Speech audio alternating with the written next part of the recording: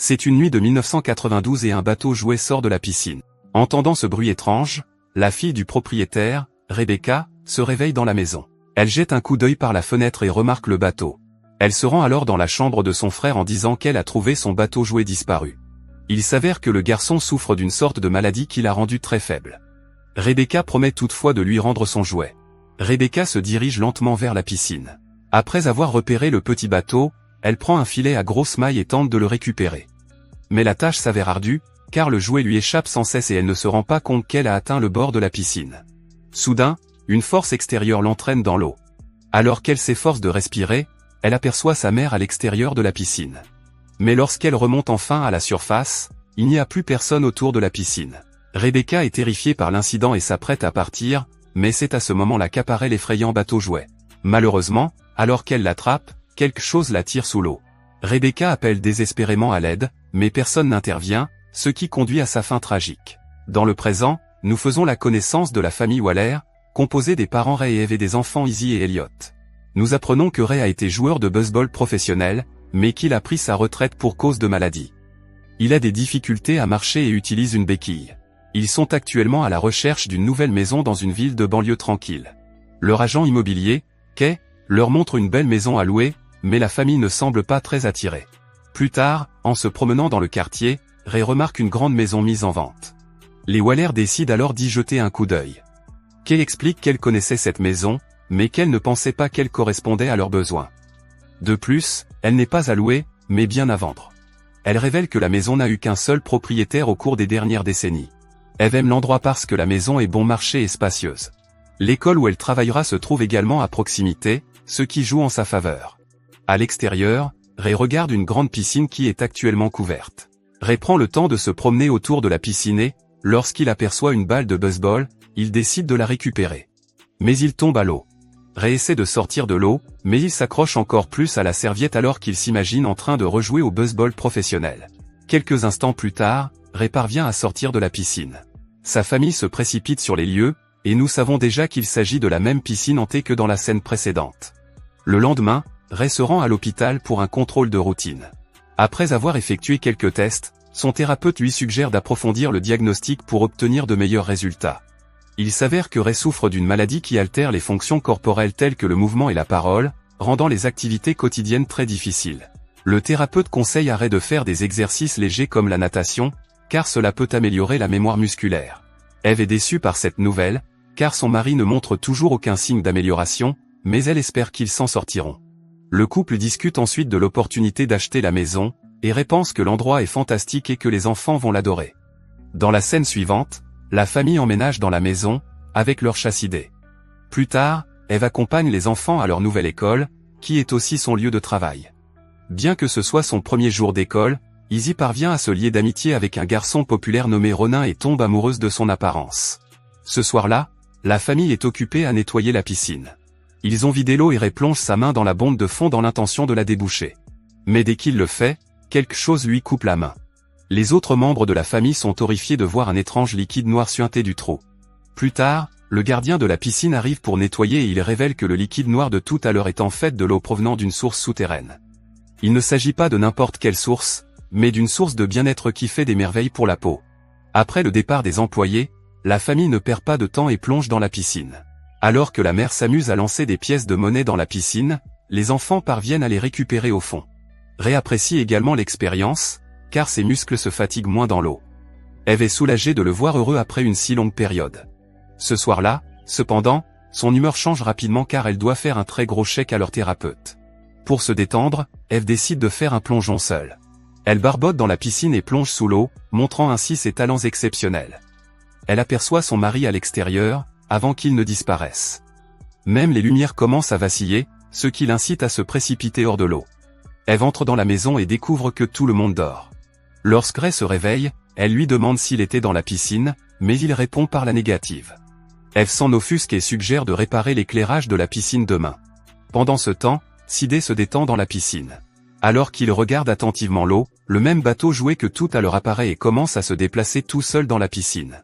Au matin, le chat disparaît et son collier est retrouvé flottant dans la piscine. Plus tard, Ray ouvre les bandages sur sa main et découvre avec surprise que la coupure a guéri, sans laisser de cicatrice. Pour assurer leur sécurité, Elliot et Ray recouvrent la piscine. Cette nuit-là, Eve se réveille brusquement et se rend compte que son mari n'est pas à ses côtés. En regardant par la fenêtre, elle le trouve en train de nager dans la piscine et elle est surprise de voir à quel point il sait nager malgré son état. Le lendemain matin, son mari se rend à l'hôpital pour une nouvelle série d'examens. Après des examens médicaux approfondis, son thérapeute lui révèle quelque chose de choquant. Il s'avère que l'état de Ray s'est amélioré au-delà de toute attente. Le couple est ravi de cette nouvelle et Ray attribue son rétablissement à la thérapie par l'eau.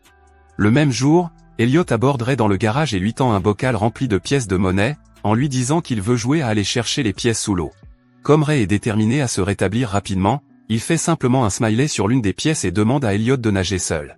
Elliot colle alors la pièce sur un jouet et plonge.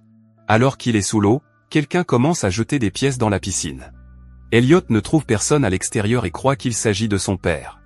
Cependant, il semble que les pièces soient jetées vers une partie plus profonde de la piscine. Cela dure un certain temps et, à un moment donné, il se rend compte qu'il y a quelqu'un à l'extérieur, mais en fait il n'y a personne. Il entend ensuite que quelqu'un se trouve en haut du plongeoir, mais il ne trouve personne. Soudain, il entend une jeune fille qui appelle à l'aide et qui semble parler depuis l'intérieur d'un des purificateurs. Elle dit s'appeler Rebecca et chercher sa mère.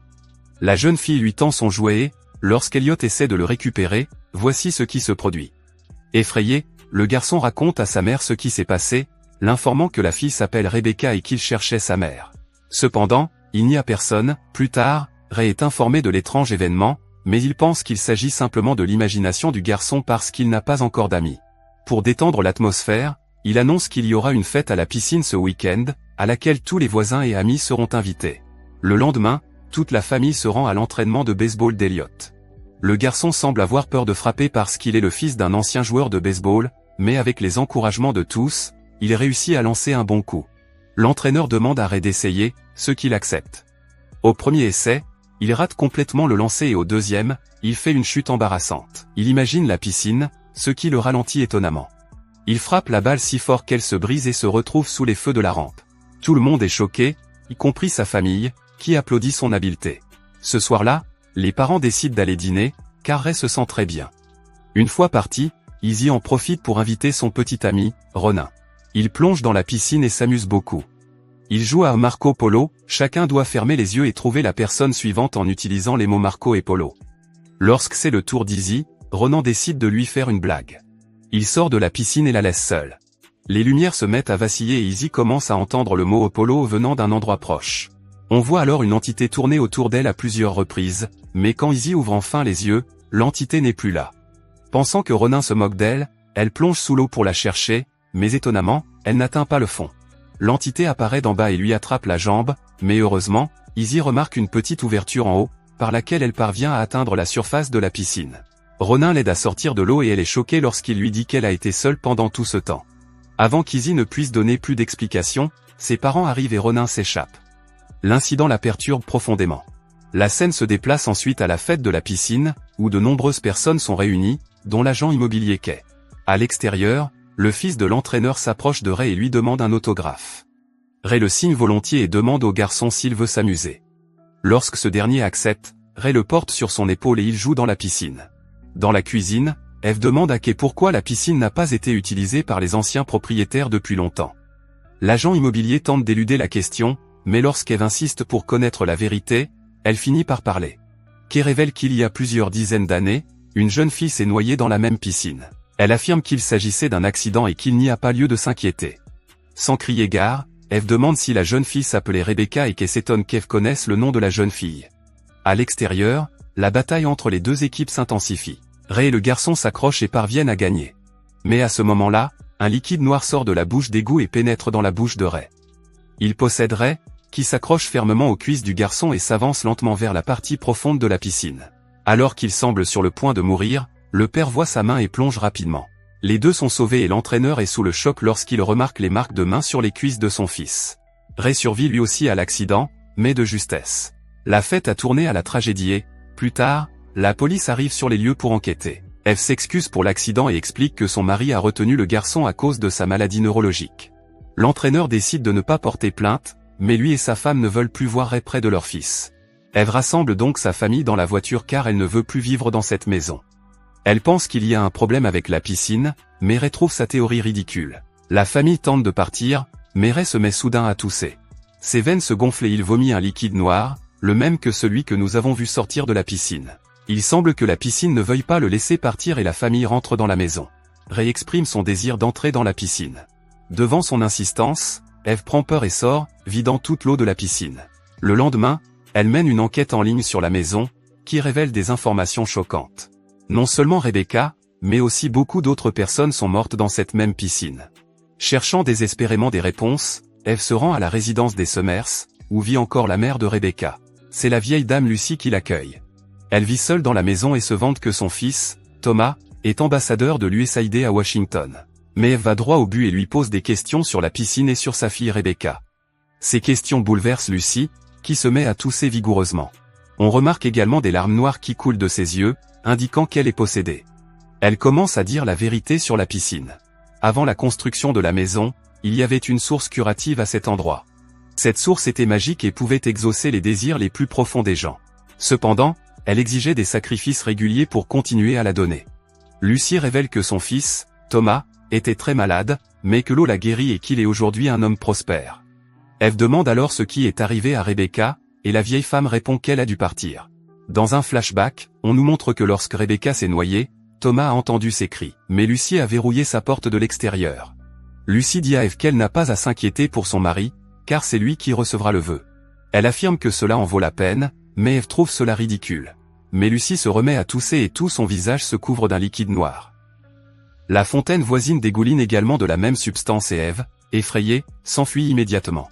À la maison, Ray prend un bain lorsque son corps est soudainement envahi par l'entité. Au même moment, Elliot entend le châssis des miaulés depuis la piscine et part à sa recherche. Nous voyons que la piscine, précédemment vidée, est à nouveau pleine d'eau et Elliot aperçoit Sidé sur le ballon gonflable, il essaie donc de l'atteindre. Mais, comme auparavant, il est entraîné dans l'eau par une entité effrayante. Le moteur qui actionne la couverture de la piscine se met lui aussi à bouger tout seul, l'enfermant à l'intérieur. Alors que tout espoir semble perdu, Mama arrive sur les lieux et casse le moteur. Sans perdre de temps, elle plonge dans l'eau pour sauver Elliot. Lorsqu'elle atteint le fond, elle trouve un trou qui mène à un abîme infini. Eve remonte alors à la surface, attache le tube d'oxygène à l'extérieur et plonge à nouveau. Pendant ce temps, Izzy se précipite dans la maison pour appeler le 911. Mais son père apparaît soudain dans son état de possession et jette le téléphone au loin. Izzy parvient à s'échapper, mais Ray est déterminé à la rattraper. Dans la piscine, Eve plonge ses mains dans la source et finit par retrouver son fils. Mais alors qu'elle s'apprête à partir, plusieurs entités l'entourent, l'effrayant à mort. Eve n'abandonne pas car elle sait que le temps est compté pour son fils. Elle parvient à échapper aux entités, mais le prochain défi est de trouver la bonne sortie. C'est là qu'apparaît soudain l'entité de Rebecca, qui possède la pièce avec le signe du sourire. Elle lance la pièce qui lui indique la direction de la piscine. En suivant cette direction, Eve parvient finalement à atteindre la surface. Elle sort de la piscine et tente de ranimer son fils inconscient. Peu après, Ray s'approche d'elle par derrière avec un regard démoniaque, et elle lui demande de l'aider. Au lieu de cela, il l'attrape par le cou et la soulève, mais juste avant qu'il ne puisse la tuer, Izzy le frappe dans le dos avec sa batte de baseball. Izzy le supplie de revenir et Ray commence à avoir des visions de tous les bons moments qu'il a passés avec sa famille. Finalement, le liquide noir est vomi et Ray retrouve son état normal. Elliot reprend également conscience, mais alors que la famille tente de l'emmener, ses veines commencent à gonfler. Voyant cela, Ray réalise que la piscine a besoin d'un sacrifice et décide de faire l'impensable. Il marche lentement dans la piscine jusqu'à ce qu'il soit complètement englouti par l'eau. Ce spectacle bouleverse sa famille, mais elle ne peut rien faire pour le sauver. Dès que Ray disparaît, son fils vomit le liquide noir et redevient normal. À la suite de cet incident, la famille remplit toute la piscine de sable. Ils décident de continuer à rester ici, car ils savent que s'ils partent, une autre famille arrivera et le cycle se répétera. Merci d'avoir regardé. Si vous avez aimé la vidéo et que vous souhaitez aider la chaîne à grandir, laissez un like, un commentaire et abonnez-vous.